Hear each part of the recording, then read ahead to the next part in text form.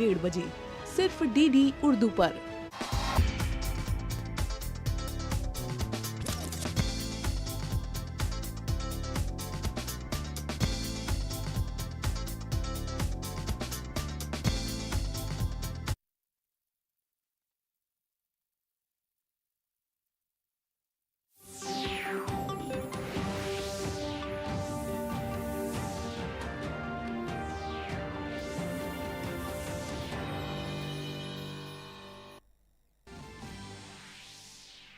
आसाम में आज 1971 के बांग्लादेश मुक्ति संग्राम में हिस्सा लेने वाले फौजियों को एजाज से नवाजा जाएगा।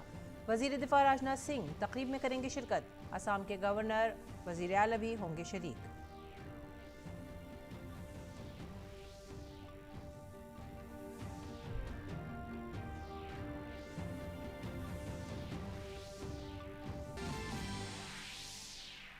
मरकजी वजीर खजाना निर्मला सीतारमन ने वाशिंगटन में आलमी बैंक की डेवलपमेंट कमेटी की मीटिंग में लिया हिस्सा। आलमी बैंक के सदर डेविड माल्पास के साथ भी की बातचीत। कोविड वबा से उभरते समेत मुतअद्दिद अहम उमूर पर किया गया तबादला ख्याल। रूस यूक्रेन के दरमियान जारी बहरान के असरात पर भी हुआ तबादला ख्याल।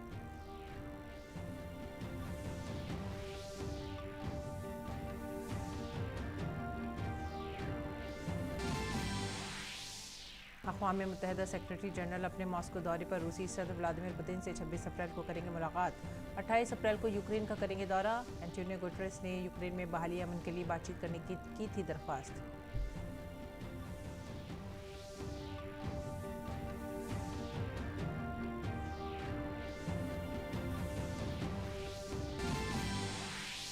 राजस्थान रॉयल्स दिल्ली कैपिटल्स को दी 15 रनों से शिकस्त। अब राजस्थान रॉयल्स पॉइंट्स टेबल में सरफहरिस्त। वहीं आज केकेआर के सामने गुजरात टाइटंस तो आरसीबी के चैलेंज का सामना करने के लिए मैदान में उतरेगी सनराइजर्स हैदराबाद।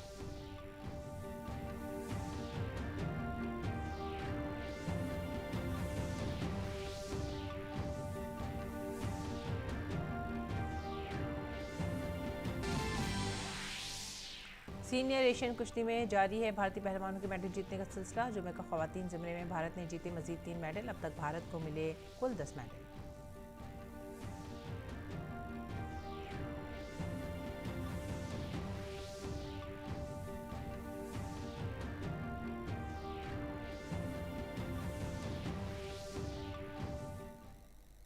आदाब नाज़रीन, उर्दू खबरों में आप सभी का खैर मकदम है। मैं हूं सादिया अलीम। नज़र डालते इस वक्त की खास खबरों पर। वज़ीर दिफा राजनाथ सिंह आज असम में 1971 बांग्लादेश की जंग आज़ादी के बहादुर जवानों के एजाज़ में मुनक़िद एक तकरीब में शिरकत करेंगे। असम हुकूमत ने 1971 के बांग्लादेश की जंग आज़ादी में हिस्सा लेने और मुल्क के लिए अपनी जान की कुर्बानी देने वाले रियासत के मुसल्लह दस्तों के एहलकारों को गुवाहाटी में एक खुसूसी प्रोग्राम में एजाज़ से नवाजने का फैसला किया है। रियासती हुकूमत 105 एहलकारों को एजाज़ से नवाजेगी जिन्होंने 1971 की जंग में हिस्सा लिया था। इनमें असम के हिफाजती दस्तों के 9 एहलकारों के नाम शामिल हैं जिन्होंने जंग में अपनी जानों की कुर्बानी दी थी। असम के गवर्नर प्रोफेसर जगदीश मुखी और वजीर आला डॉक्टर हेमंत बिस्वा शर्मा भी प्रोग्राम में शरीक होंगे। असम के कई अफसरान और एहलकारों ने बांग्लादेश की जंग आज़ादी में मुहर्रिक किरदार अदा किया था। उन्होंने पाकिस्तानी फ़ौज का मुकाबला करने के लिए मुक्ति बाहिनी को ट्रेनिंग दी थी और दिफाई साजो सामान से लैस किया था।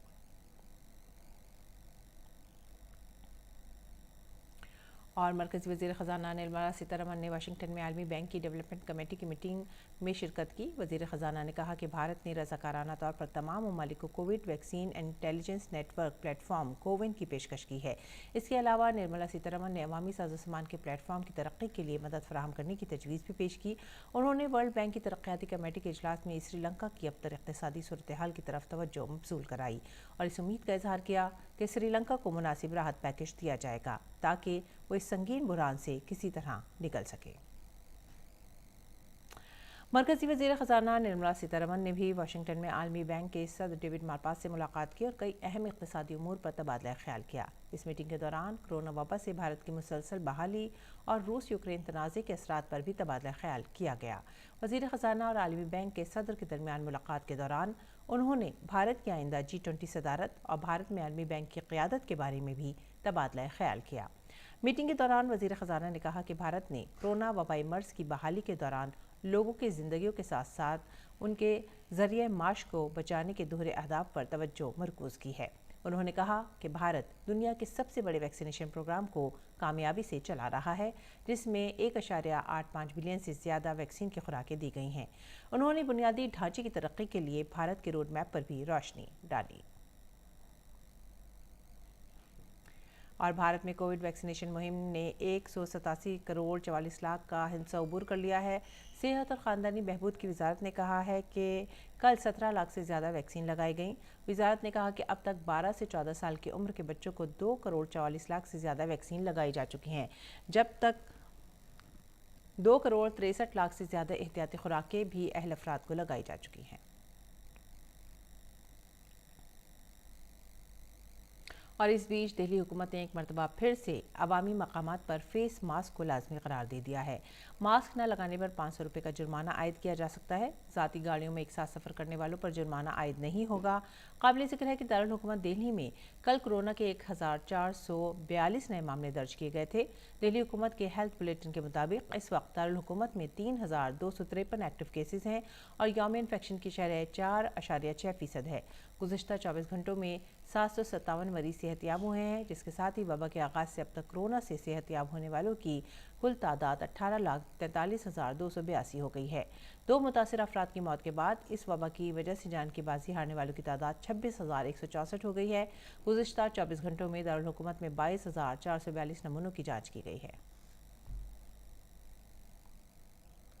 और महाराष्ट्र में कल कोरोना के 121 नए मामले सामने आए हैं, जिसके साथ ही वहां मुतासरीन की कुल तादाद 78,76,503 हो गई है, जबकि मरने वालों की तादाद पहले के मुकाबले 1,47,831 से मुतजाविज़ नहीं है।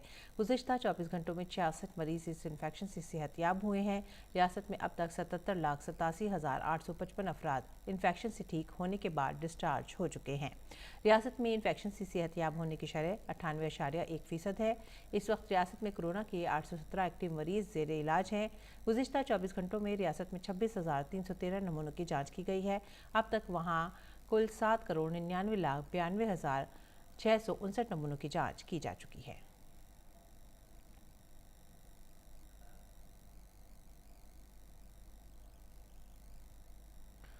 और आगे बढ़ते हैं अगली खबर की तरफ। आलमी सेहत सतह पर कोविड-19 के केसेस 50 करोड़ 84 लाख से ज़ायद हो चुके हैं, जबकि सेहतयाब होने वालों की तादाद 46 करोड़ 8 लाख से तजावुज़ कर चुकी है। अब तक दुनिया भर में इस बीमारी से 62,39,000 जाने जा चुकी हैं। अमेरिका में सबसे ज़्यादा कोविड-19 के केसेस और अमवात हो रही हैं। मुल्क में इस बीमारी के 8 करोड़ 26 लाख से ज़्यादा केस, जबकि 10,18,000 से ज़्यादा अमवात हो चुकी हैं। दरअसल यूरोपीय मुल्क फ्रांस 2 करोड़ 81 लाख से ज़्यादा केसेस के साथ कोविड-19 से सबसे ज़्यादा मुतासरा मुल्क है, जबकि फ्रांस के बाद जर्मनी ज़्यादा मुतासरा मुल्क है, जहां 2 करोड़ 40 लाख केस दर्ज हुए हैं। बरतानिया 2 करोड़ 19 लाख केस के साथ तीसरे नंबर पर है। वहीं रूस में कोरोना इन्फेक्शन के 1 करोड़ 81 लाख से ज़्यादा केसेस हैं।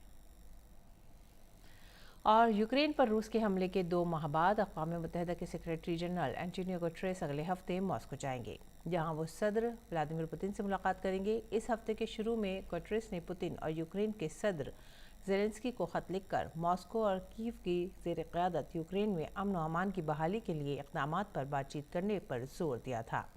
अक़वाम मुत्तहिदा के तर्जुमान के दफ्तर ने कहा है कि गुटेरेस 26 अप्रैल को मॉस्को का दौरा करेंगे। बयान के मुताबिक अक़वाम मुत्तहिदा के सेक्रेटरी जनरल रूसी वज़ीर ख़ारजा सरगेई लावरोव से मुलाकात करेंगे और एक साथ खाना खाएंगे। गुटेरेस 26 अप्रैल को सदर व्लादिमीर पुतिन से मुलाकात करेंगे। इस बीच रूस की वज़ारत दिफ़ा ने जुमे को कहा है कि मारियोपोल में हालात मामूल पर आ गए हैं। वज़ारत ने कहा है कि यूक्रेन के जंगजुओं और गैर मुल्की किराए के फ़ौजियों की मारियोपोल शहर में मौजूद एज़ोस्टाल स्टील प्लांट के अंदर महफूज तरीके से नाकाबंदी कर दी गई है। रूसी सदर पुतिन ने जुमेरात को अपने वज़ीर दिफ़ा को हुक्म दिया कि स्टील के वसी कारखानों को बंद कर दिया जाए, ताकि वहाँ एक परिंदा भी पर न मार सके। रूस के यूक्रेन के शहर पर मुसलसल बमबारी जारी है। यूक्रेन के खार्किव में कोर्टिज के गांव में बमबारी में कम से कम 1 शख्स हलाक और 6 ज़ख्मी हुए हैं। रूसी गोलीबारी में बारबाशोव के मरकज़ी बाज़ार को निशाना बनाया गया। एम्बुलेंस सर्विसेज ने कहा है कि जानी नुकसान हुआ है, लेकिन अभी तक कोई तफसीलात दस्तयाब नहीं है। एक शादी हॉल, एक रहायशी इमारत को भी निशाना बनाया गया है।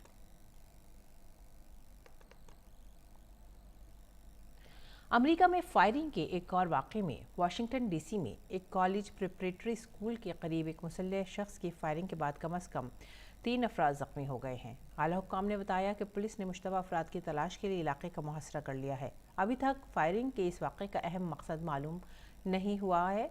पुलिस के मुताबिक मुतासरीन में से 2 नौजवान मर्द और एक खातून एडमिनबर्ग स्कूल के करीब ज़ख्मी हालत में पाए गए थे, जिन्हें अस्पताल में दाखिल कराया गया है। तमाम जख्मियों की हालत अब खतरे से बाहर बताई जा रही है। 3:20 this afternoon, members of the Metropolitan Police Department responded to the area of Connecticut Avenue and Van Ness Street Northwest for the reported sounds of gunshots. Upon their arrival at that scene, the officers located 3 individuals who were suffering from gunshot wounds. All 3 individuals have been taken to area hospitals where they are currently being treated.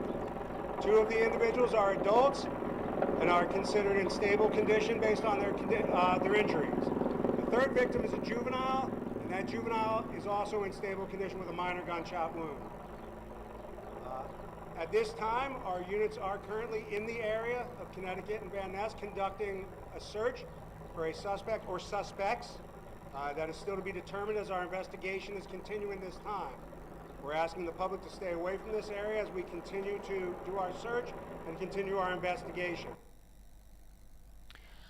Ecuador की अदालत की chief जज ने Ecuador के साबिक सदर Rafale Korea की हवालगी की दरख्वास्त पर दस्तखत कर दिए हैं, जिन्हें रिश्वतखोरी के जुर्म में 8 साल कैद की सज़ा सुनाई गई है। हालांकि साबिक रहनुमा के तर्जुमान ने कहा है कि बेल्जियम ने उन्हें पनाह दी थी। काबिल ज़िक्र है कि इक्वाडोर की एक अदालत ने 2020 में राफेल कोरिया को 8 साल कैद की सज़ा सुनाई थी। साबिक सदर राफेल और दीगर एहलकारों पर इल्ज़ाम था कि उन्होंने 2012 और 16 के दरमियान अपनी सियासी मुहम्मद के लिए मुआहदों की इवज़ रिश्वत वसूल की थी। बाद साबिक सदर राफेल ने बेल्जियम में पनाह ले ली थी। राफेल ने अपने खिलाफ आयद इल्ज़ामात की तरदीद की है और इसे मुखालिफिन की साजिश का एक हिस्सा करार दिया है। अगली खबर अफगानिस्तान से। अफगानिस्तान के सूबा कुंदूज के ज़िला इमाम साहब में एक मस्जिद में धमाके में 33 अफराद हलाक जबकि 43 ज़ख्मी हुए हैं।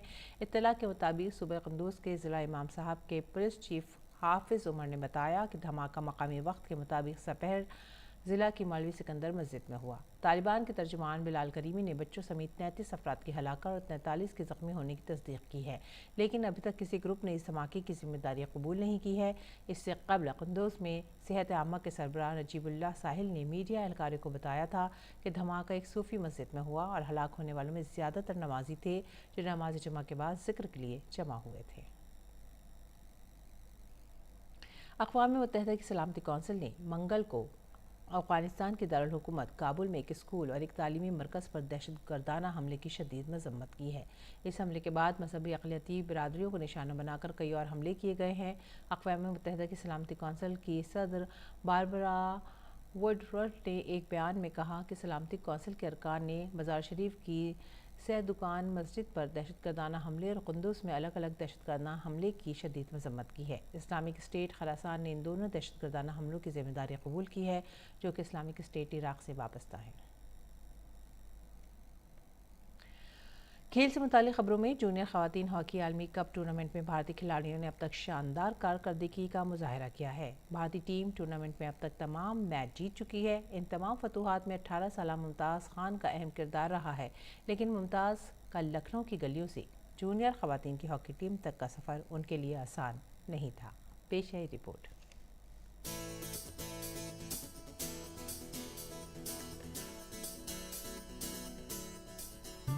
ये है लखनऊ की रहने वाली मुमताज़ खान, जिन्होंने हॉकी आलमी कप में अपने शानदार फॉर्म से भारत का सर ऊंचा किया है।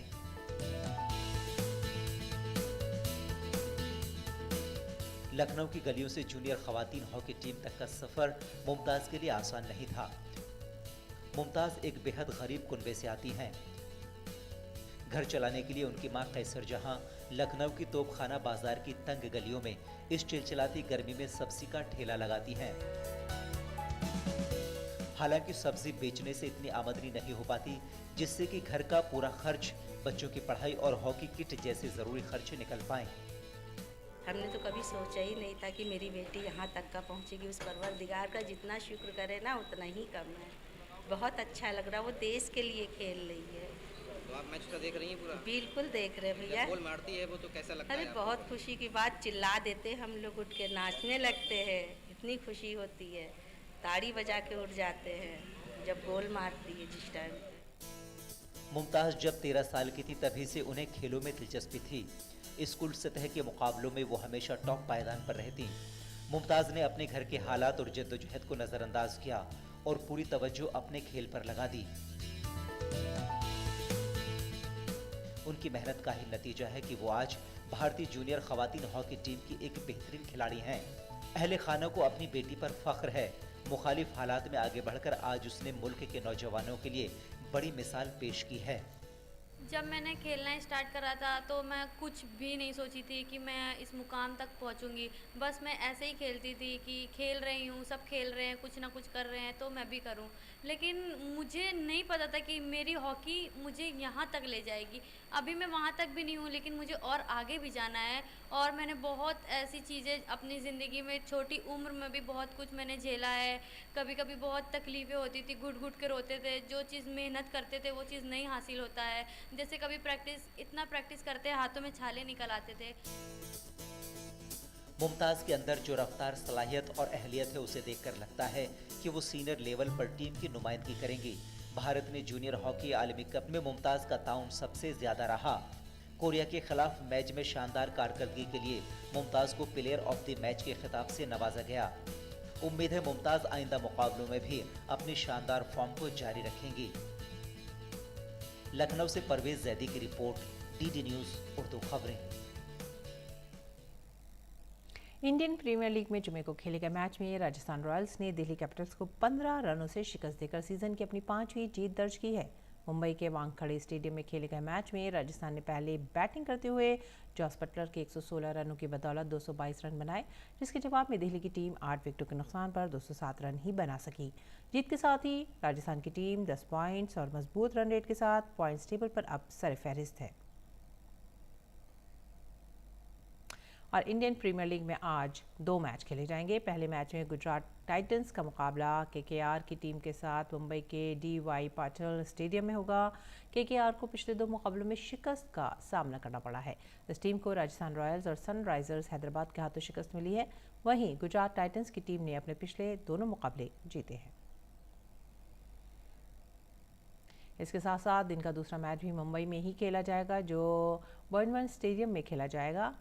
इस मैच में आरसीबी ने 5 मैच जीते हैं, जबकि इसे 2 मैचों में शिकस्त का सामना करना पड़ा है। गुज़िश्ता मैच में आरसीबी की टीम ने लखनऊ सुपर जायंट्स की टीम को शानदार 18 रन से मात दी थी, जिसमें कैप्टन फाफ डु प्लेसिस की शानदार इनिंग्स भी शामिल थी।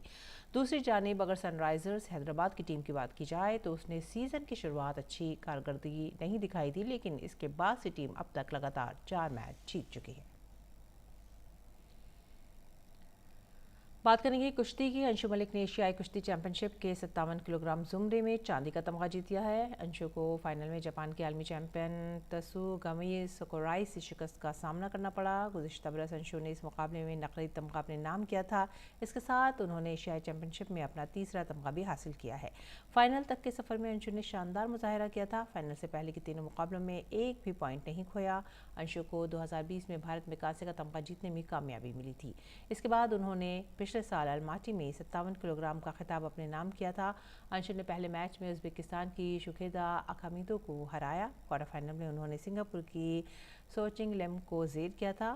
सेमीफाइनल में मंगोलिया की बोलोरो तोया खोरेल खो के चैलेंज को 2 मिनट 12 सेकंड में ख़त्म किया। वहीं 62 किलोग्राम जुमरे में भारत की मनीषा ने कांसे का तमगा जीतने में कामयाबी हासिल की है। मनीषा ने एक मुकाबले में कोरिया की बेनेटली को हराने में कामयाबी हासिल की।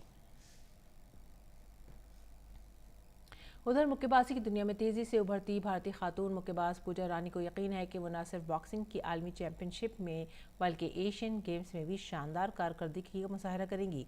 पूजा रानी से खास बात की हमारे नुमाइंदे गौरव कुमार ने।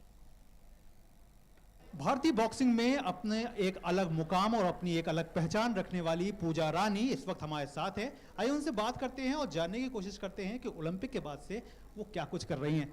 पूजा, ओलंपिक के बाद से काफ़ी कुछ आपका वेट हुआ काफ़ी, और रिंग्स पे भी वेट हो रहा है कि आप वापस आएँ और फिर पुराना उसी जौहर के साथ आप उतरें। जिसके साथ आपने ओलंपिक में अपनी चुनौती पेश की थी, क्या कुछ कहेंगे इसके बारे में? हाँ, अभी हाल ही में मैंने नेशनल चैम्पियनशिप जीता था और उसके बाद अभी ये जो टाइम रहा है काफ़ी टफ रहा है मेरे लिए, क्योंकि 1 महीना पहले ही मेरे फादर एक्सपायर हो गए थे और अभी करीब 1 हफ़्ता पहले हमारी वर्ल्ड चैम्पियनशिप के ट्रायल्स हुए हैं और उसमें मैं सेलेक्ट हुई हूँ। अभी जो है मई में हमारी वर्ल्ड चैम्पियनशिप होनी है, तो उसके लिए काफ़ी अच्छी तैयारियाँ चल रही हैं। पारिवारिक कारणों के चलते आपको स्टैंड्स अप मेमोरियल छोड़ना पड़ा, तो आपको लगता है कि जब इस तरह के टूर्नामेंट्स छूटते हैं तो इसका कहीं ना कहीं एक साइड इफेक्ट कहीं ना कहीं आपके उस पर खेल पे भी पड़ता है? देखिए, बॉक्सिंग में ये तो है कि आपको फिजिकली फ़िट होना चाहिए, लेकिन मैं ये भी बोलूँगी कि मेंटली फ़िट भी आपका होना बहुत ज़्यादा ज़रूरी है। तो उस टाइम पे मैं मेंटली बिल्कुल भी फ़िट नहीं थी, क्योंकि स्ट्रेंजा के टाइम पे 1 वीक ही हुआ था मेरे फादर को एक्सपायर हुए, तो मैं मेंटली बिल्कुल भी फ़िट नहीं थी, तो इसके लिए मुझे वो टूर्नामेंट छोड़ना पड़ा। हालांकि पुरानी बातें नहीं करनी चाहिए, लेकिन फिर भी अब यहाँ पे जानना चाहेंगे कि जो ओलंपिक का जो आपका जो मुकाबला था वो काफ़ी कड़ा मुकाबला भी हुआ था और आपकी जो ओपोनेंट थी वो काफ़ी एक हाई रैंक की भी थी, लेकिन उस सब के बावजूद भी हार भी काफ़ी कुछ सिखा जाती है। तो आपको लगता है कि एक ओलंपिक का जो एक्सपीरियंस आपको मिला, एक्सपोजर जो मिला और जो ओपोनेंट के अगेंस्ट आपने खेला, उस सब का कहीं ना कहीं फ़ायदा जो है वो अब आपको और अपनी बॉक्सिंग में मैच्योर कर रहा है? देखिए, मैं यही बोलूँगी अब तो कि ओलंपिक में एक्सपीरियंस काफ़ी अच्छा रहा, क्योंकि जो मेरी ओपोनेंट थी वो वर्ल्ड चैम्पियन और लास्ट ओलंपिक की भी वो मेडलिस्ट थी। मैं उससे पहले भी 2 बार लूज कर चुकी थी, लेकिन इस बार मुझे ये था कि मेरे पास खोने के लिए कुछ भी नहीं है। अगर हाँ मैं अच्छा करूँगी तो मेरे को मिल सकता है। उसमें मैंने अपना 100% दिया, लेकिन फिर भी मैं उसमें सक्सेस नहीं हो सकी। तो अब यही बोल सकते हैं कि हाँ, मेरा एक्सपीरियंस काफ़ी अच्छा रहा और आगे मैं अच्छा ट्राई करूँगी। ये ईयर काफ़ी इंपॉर्टेंट है, जैसे कि अभी वर्ल्ड चैम्पियनशिप है, उसके बाद कॉमनवेल्थ गेम्स और एशियन गेम्स है, तो इन सब को लेकर के अलग अलग लेवल की ये प्रतियोगिताएं हैं। तो इस सब को लेकर के एक, जैसे आपने खुद कहा कि न केवल फिजिकली बल्कि मेंटली भी अपने आप को स्ट्रांग रखना पड़ता है, तो इस सब के लिए आप कैसे अपने आप को तैयार कर रही हैं? देखिए, ये जो टूर्नामेंट है उनमें बस 1-1, 2-2 महीने का फ़र्क है, तो मैं ये बोलूँगी कि मैं किन्हीं 2 गेम्स पर मैं फोकस करना चाहती हूँ, जिसमें वर्ल्ड चैम्पियनशिप होगी और कॉमनवेल्थ गेम्स हो गया, या फिर एशियन गेम्स होता है, तो एशियन गेम्स और कॉमनवेल्थ गेम्स में से मैं एक ही गेम को चूज़ करूँगी। अभी यूथ में काफ़ी अच्छा देखने को मिला है रिजल्ट, और लगातार जो हर लेवल पे जो बॉक्सर्स अच्छा कर रहे हैं, इसकी एक बड़ी वजह क्या मान रही हैं आप? देखिए, पहले जो है जूनियर और यूथ में सिर्फ वर्ल्ड चैम्पियनशिप और एशियन चैम्पियनशिप का नाम सुना जाता था, और जो इनविटेशनल टूर्नामेंट थे तो वो कभी नहीं होते थे। तो अभी जो है बच्चों को काफ़ी एक्सपोजर मिल रहा है, इससे उनकी मतलब अचीवमेंट भी काफ़ी अच्छी आ रही है उनमें। और अभी जो एशिया लेवल पे जो है वो हमारे बॉक्सर्स काफ़ी अच्छा कर रहे हैं, स्पेशली मैं वुमेंस के लिए बोलना चाहूँगी, वो काफ़ी अच्छा कर रही हैं। और जितना जितना ज़्यादा एक्सपोजर मिलता जाता है, तो मुझे लगता है जब तक ये सीनियर तक आएंगे तब तक ये इनका काफ़ी इनको जो है एक्सपोजर मिल चुके होंगे और एक्सपीरियंस इनको काफ़ी हो चुका होगा। आखिरी सवाल, ओलंपिक काफ़ी दूर है हालांकि अभी 2024, लेकिन फिर भी जहन में है पूजा के कि ओलंपिक का मेडल जो है वो हासिल करना है? नहीं, इतना दूर नहीं है, क्योंकि क्वालिफाई हमारा नेक्स्ट ईयर ही स्टार्ट हो जाएगा, तो मुझे नहीं लगता कि ज़्यादा दूर है, क्योंकि 1 साल तो हमारा कोविड की वजह से यही हो गया था, जो कि ओलंपिक हमारे पोस्टपोन हुए थे। तो मुझे लगता है कि 1 ही साल है, उसके बाद हमारा फिर से क्वालिफाई जो स्टार्ट हो जाएगा। उम्मीद करेंगे कि आप ओलंपिक के लिए क्वालिफाई करें और जो पिछली बार नहीं हुआ, टोक्यो में नहीं हुआ, वो इस बार आप दोहरा दें। आपने हमसे बात की, इसके बहुत बहुत शुक्रिया। तो ये थी पूजा रानी, जिनका कहना है कि जिन्होंने एक तरह से कह दिया इशारों में कि ओलंपिक पर उनकी ज़रूर निगाह है, और कहीं ना कहीं जो हर एथलीट और हर खिलाड़ी का जो सपना होता है वो यही होता है कि ओलंपिक में उसके खाते में कम से कम मेडल ज़रूर रहे। तो इस पर वो काफ़ी फोकस दिख रही हैं, लेकिन फ़िलहाल उनकी नज़र जो है वो वर्ल्ड चैम्पियनशिप में अपने प्रदर्शन को अच्छा रखने की है। कैमरामैन मोहित के साथ मैं गौरव कुमार, डीडी न्यूज़, दिल्ली। और अब पेश दिल्ली से शाये उर्दू अखबारात का मुख्तसर जायज़ा।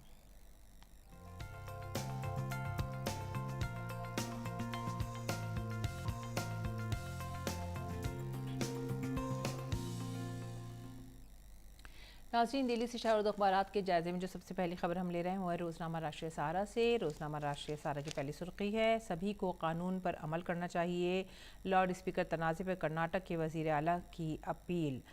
इस बीच हिजाब तनाज़े में अदालत जाने वाली दोनों लड़कियां इम्तहान दिए बगैर घर लौटी। अगली खबर जो ले रहे हैं वो है इनकलाब से, और इनकलाब के आलमी खबरों के पेज पर उन्होंने सुर्खी बनाई है, यूक्रेन में रूसी कार्रवाइयाँ जंगी जराइम तस्वुर की जा सकती हैं।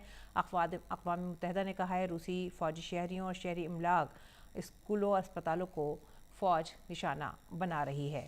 साथ ही साथ जंग में अब तक $60 अरब के माली नुकसान का अंदाज़ा लगाया जा रहा है। वर्ल्ड बैंक के सदर ने जुमेरात के रोज़ कहा कि रूस के फ़ौजी हमलों की वजह से यूक्रेन की सैकड़ों इमारतें और इंफ्रास्ट्रक्चर तबाह हो गए हैं, और एक आम अंदाजे के मुताबिक इससे तकरीबन $60 अरब का नुकसान हो चुका है, और अगर जंग जारी रहती है तो माली नुकसान में मज़ीद इजाफा हो जाएगा।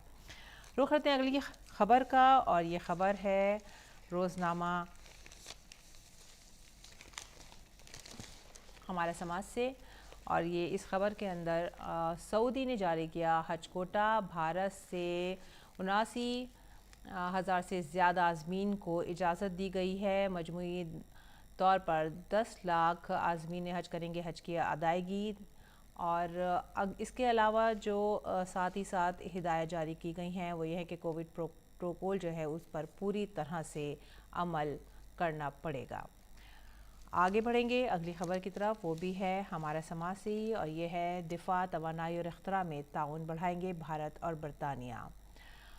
इसके अलावा जो अगली खबर हम ले ली है वो अखबार मशरक़ से, और ये है लालू प्रसाद को झारखंड हाई कोर्ट ने ज़मानत दे दी है, जल्द ही रिहाई की उम्मीद की जा रही है। चारा घोटाले में ही ज़मानत मिली है। और आगे जो आखिरी खबर है वो खबर है बेशतर ममालिक में ईद उल फित्र 2 मई को होगी, यूएई के फल्कियाती मरकज़ की पेशन गोई। तो आज की उर्दू अखबारात की सुर्खियों पर हमने एक नज़र डाली, और अब आगे बढ़ते हैं मौसम के मिजाज पर।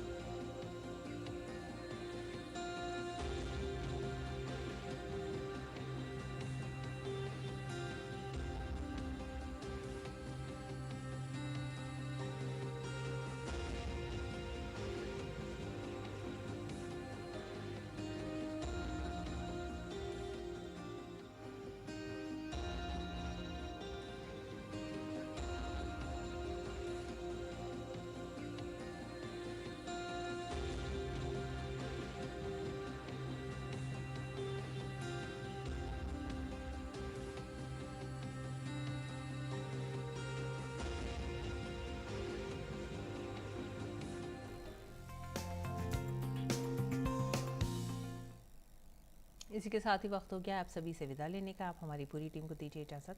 आदाब।